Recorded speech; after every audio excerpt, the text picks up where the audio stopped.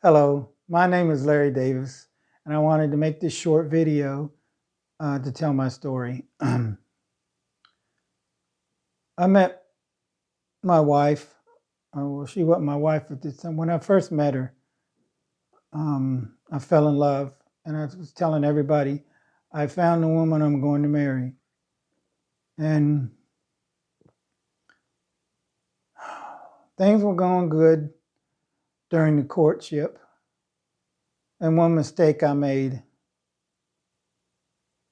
was we had sex before we were married. We should have waited. But when we were dating and everything, things were doing good, but it was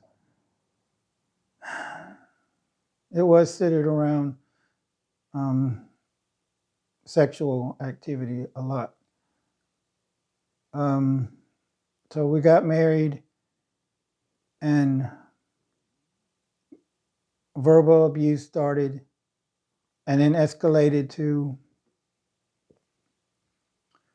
physical abuse. And my wife put up with it until one day I tried to choke her. I don't know how it got to that point. But one day she said something and I just slapped her. And I don't know why. One thing that had to do with it was I wasn't reading the Bible. I claim to be a Christian, but I wasn't reading the Bible, and we weren't having a devotional time. And we had a daughter in 2010 named Samantha, and I was abusive in front of my daughter.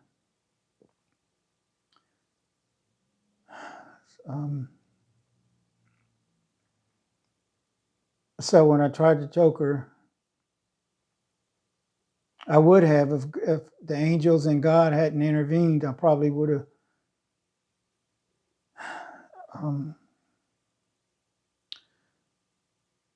so at that point, the police were called and I was arrested and was spent 56 days in jail waiting my hearing before the judge. And while I was incarcerated, I took an anger management class. When I woke up in jail the next morning, my arrest, I spent the night and then woke up in an isolation cell because of my charge with violent behavior. I was put in general population in a pod with other inmates, and I took anger management class. A lot of them took it to get time off their sentence, but I wanted to change. So I went into class and started learning about abusive men and their behavior. And I said, yeah, that's me. You know, one of the problems with thinking patterns of abusive men is if they, in their mind, or they say, if you would just stop doing things to upset me, I wouldn't hit you, or I wouldn't yell at you or whatever, which is stupid. A man needs to take responsibility for his behavior. Sure, people are going to upset you and you're going to get upset and frustrated, but you cannot deal with it through anger. So that started me on my journey to God, with God showing me, changing me, reforming me. Once I humbled myself and asked God to help me, to take over. I woke up in jail and I was like, something's got to change. I'm sitting here in a cell. God, I was saying, like, I used to think everybody upsets me. What is it? Every relationship I have with somebody, and God said, you know what? Maybe it's not them, it's you. So I did more research, and when I had gotten out of jail, of course, they notified my wife that I would be released, and she decided to leave the state. She put a restraining order against me. So she ended up in Kentucky with a person that was suggested to them to help her. She took my wife and daughter in, but she was unstable and very controlling person. So while she was with this woman in Kentucky, she was not allowing her to contact me. Very controlling. But my wife finally said, you know what? He needs to see his daughter. And it's time that we contacted him. So one glorious day, I got a call. It was a two-way call because, again, the woman she was with didn't want me to know where they were. So my sister called my wife, and then they called me. But the phone number was showing up as her sister's phone to hide her location. So we started talking then, and she left that Kentucky and then moved in with her sister in Mississippi. But that didn't work out because of her sister's the father of two children that she had with this man. So she moved back to Columbus. She found a shelter to stay in and got some work. So I would come down. This was in West Virginia, where I was arrested, and and while I was in West Virginia, I would come and visit her. She was visited her in Mississippi, and then when she moved to Columbus, we would talk, and things were going well. But right now, she says she doesn't love me anymore, and talked of divorce a lot. And I just said I can't sign the papers, divorce papers, because there was no infidelity involved. So I leave it in God's hands, and I don't push things. We still talk, but she's at a little distance from me, and I'm on dialysis right now, and I'm very tired a lot. And she has come over to help me clean up the house. So she cares about me and helps me out when she can, which is a blessing and is a result of fervent prayer. So I just want to tell the men out there, don't give up. Humble yourself. Don't push, but pray and be patient. You're going to have to learn to be patient to win the trust back. It's that simple.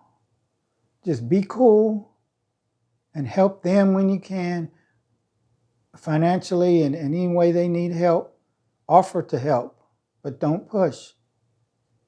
If they say, don't call me anymore, I know it's hard. Don't call. And some men say, well, I need to get legal help so I can see my children. And I don't advise that, because if you were abusive to your wife or girlfriend, especially for a long time, getting legal help it's still pushing your will on them. So I would advise any man wanting to do that to pray.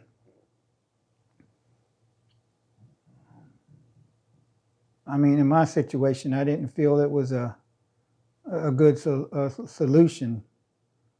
I would pray.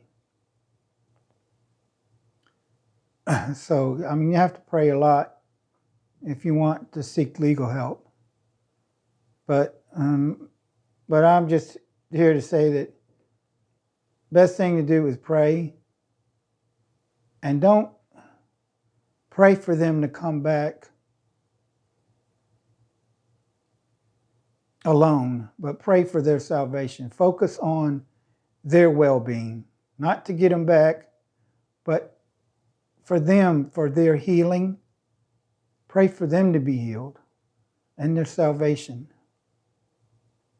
while you pray for reconciliation in your relationship or marriage.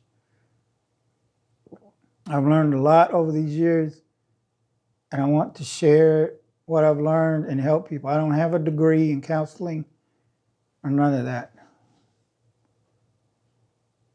I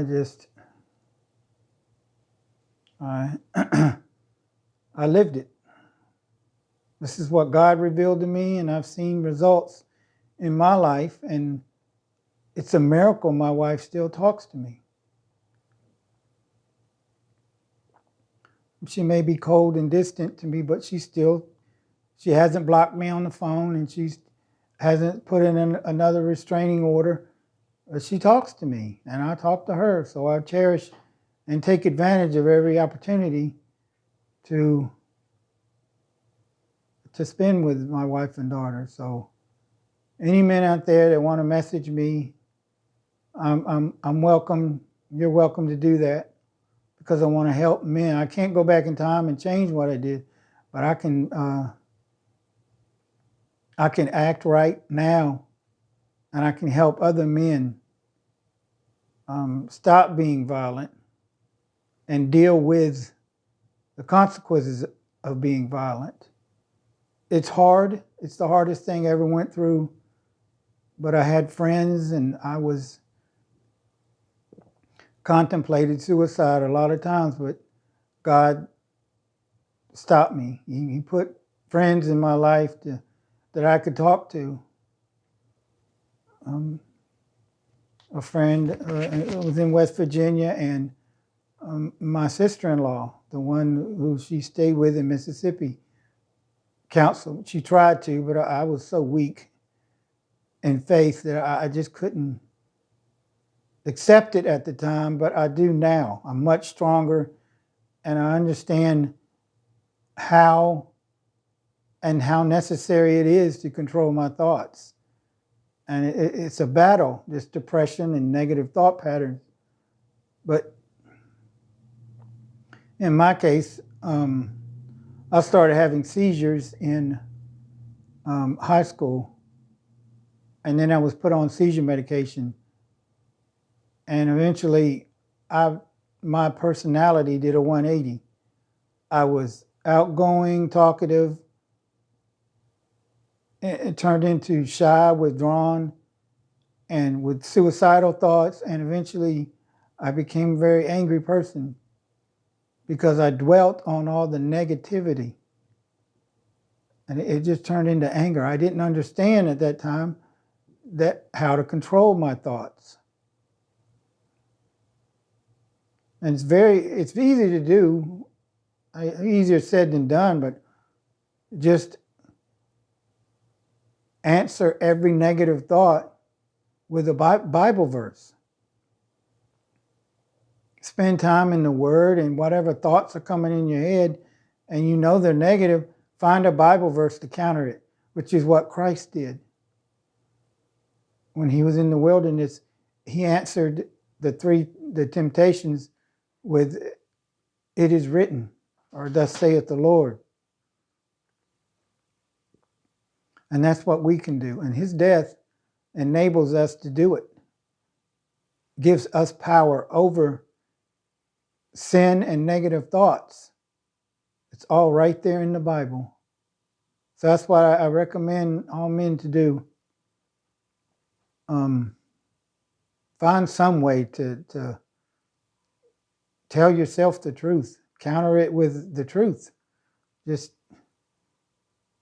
tell yourself that this is not true. This is a feeling and this is emotions and it's not reality. And eventually your mind will change. Your mind will be renewed. So I just wanted to share this video, and I pray that it helps men. And like I said, message me if you need help, because I went through this, and it's possible to get through it. So thank you for watching, and please reach out to me if you need help. Thank you.